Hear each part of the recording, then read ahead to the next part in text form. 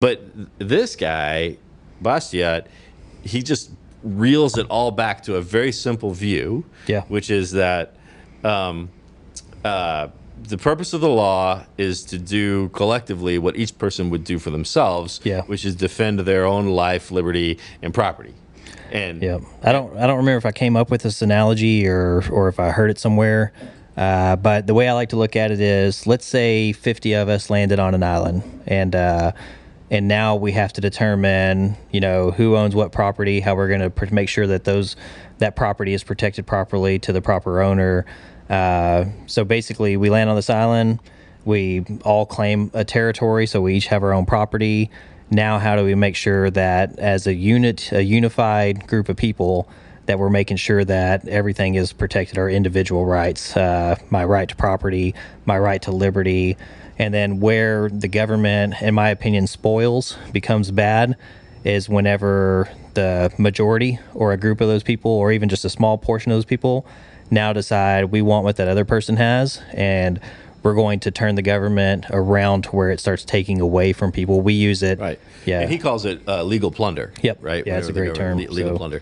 So, well, and it's interesting. It's a good analogy because what you're describing actually kind of did happen. It was called the Jamestown Colony, right? Yeah. And I think it was Jamestown, one of them. Yeah, I'm not sure, to be honest with you. But where the first year they decided that, so they did all land essentially, not on an island, but on a foreign shore. Yeah. And here we are, and we got to make a go of it.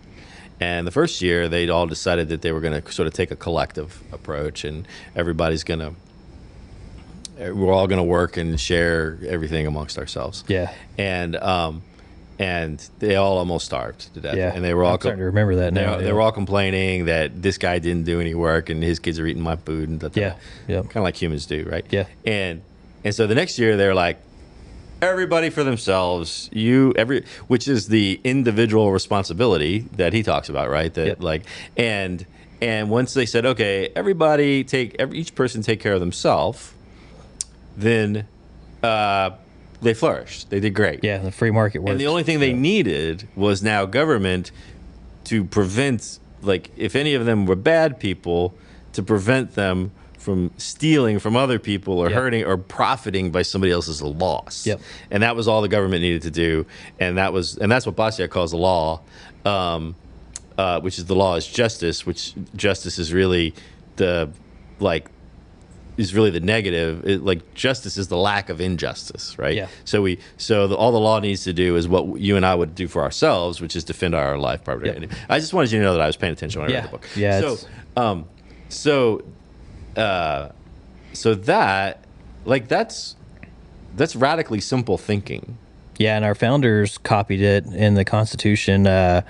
Originally, so we go back to 1776. They wrote the Declaration of Independence. I heard of that. And they started the Continental Congress. I think it got stolen one time too. I don't know if you know about that. No. Oh yeah. Nicolas Cage.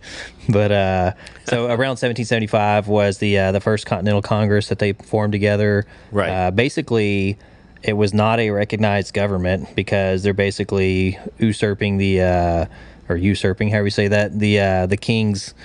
They're usurping the king's authority and creating their own government and getting together saying, hey, here's how we're going to operate. 1776, they wrote the Declaration. Thomas Jefferson mainly wrote it. And his is a better version of what they actually came out with. They changed some of his wording in it. But you're only saying this because I remember you said you're a Jeffersonian Republican. I am a Jeffersonian Republican, yeah. And let's get to what that means exactly. But okay, yeah. But, they had the Continental Congress meetings. We actually had, I think, 8 presidents before George Washington as far with the Continental Congress.